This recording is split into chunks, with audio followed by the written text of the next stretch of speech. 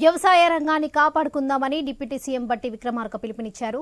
ఖమ్మం కలెక్టరేట్లో నిర్వహించిన రైతు భరోసా పథకం ప్రజాభిప్రాయ సేకరణ కార్యక్రమంలో ఆయన మాట్లాడతారు. రైతులకు పెట్టుబడి సాయం కింద రైతు భరోసా అందజేస్తామని గత ఎన్నికల్లో కాంగ్రెస్ పార్టీ హామీ ఇచ్చిందని గుర్తు చేశారు. ఆ హామీని అమలు చేయడం కోసం తమ ప్రజాప్రభుత్వం దృఢ సంకల్పంతో ఉందని తెలిపారు. పార్లమెంటు ఎన్నికల నేపథ్యంలో కేంద్ర ప్రభుత్వం పూర్తి స్థాయి బడ్జెట్ ప్రవేశపెట్టినందున రాష్ట్ర ప్రభుత్వం కూడా ఓట్ ఆన్ అకౌంట్ బడ్జెట్ను ప్రవేశపెట్టిందన్నారు. త్వరలోనే పూర్తి స్థాయి బడ్జెట్ ప్రవేశపెడతామని తెలిపారు. రైతు భరోసా పథకం అమలు కోసం ఉమ్మడి 10 జిల్లాల్లో పర్యటించి ప్రజలు, రైతుల నుంచి అభిప్రాయాలు సేకరించి విధి విధానాలు రూపొందించాలని నిర్ణయించినట్లుగా పేర్కొన్నారు. కార్యక్రమంలో మంత్రులు పొంగులేటి శ్రీనివాసరెడ్డి, తుమ్మల నాగేశ్వరరావు తదితరులు పాల్గొన్నారు.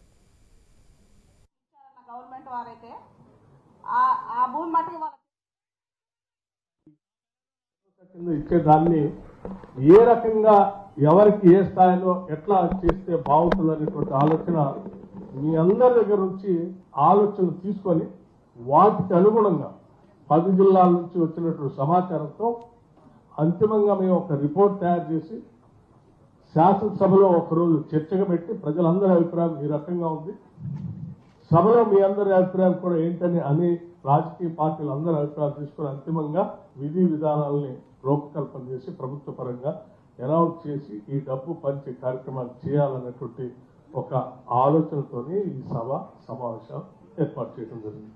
ఈ రైతు భరోసా కింద ఇచ్చేదాన్ని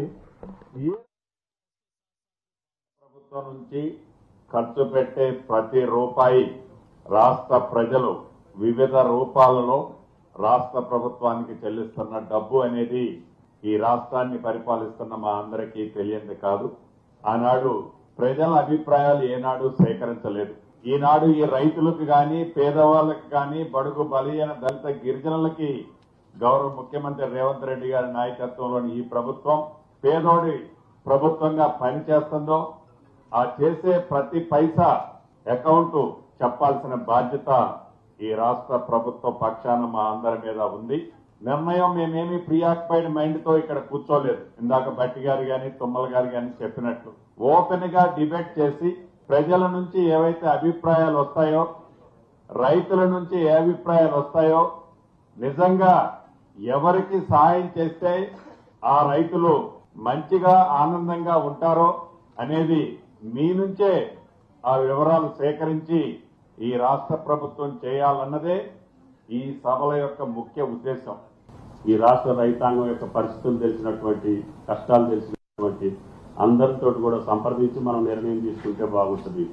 ఈ శాసనసభ లోపులోనే అన్ని జిల్లాలు ఒకసారి వెళ్ళొద్దామని చెప్పి బట్టి గారు మొట్టమొదటిసారిగా మన జిల్లాను ఎన్నుకోవటం, వ్యవసాయ మంత్రిగా, ఆర్థిక మంత్రిగా, రెవెన్యూ మంత్రిగా మేము ముగ్గురు ఉన్నాం కాబట్టి ఈ కమిటీలో కూడా ముఖ్యమంత్రి గారు ఈ ముగ్గురిని నియమించడం జరిగింది. వారి సూచన మేరకి ఈ సమావేశాన్ని ఏర్పాటు చేశాం. కాబట్టి దయచేసి బట్టి గారు చెప్పినట్టుగా మీ మనసులో ఉన్నది ఏది చేస్తే పక్క రైతులకి, చిన్న రైతులకి, సన్నకారు రైతులకి ఈ న్యాయం జరుగుద్ది, వాళ్ళకి ఏ రకమైనటువంటి వెసులుబాటు ఇవ్వగలుగుతుంది ఈ ప్రభుత్వం అనేది మీ మనసులో మాట చెప్పాలని చెప్పి విజ్ఞప్తి చేస్తూ, ప్రభుత్వానికి ఈ రోజుకి ఏ ఆలోచన చేయలేదు. 10 జిల్లాల రైతుల యొక్క మనోభావాలు తెలుసుకున్న తర్వాతనే ప్రభుత్వం నిర్ణయం ఉంటుంది.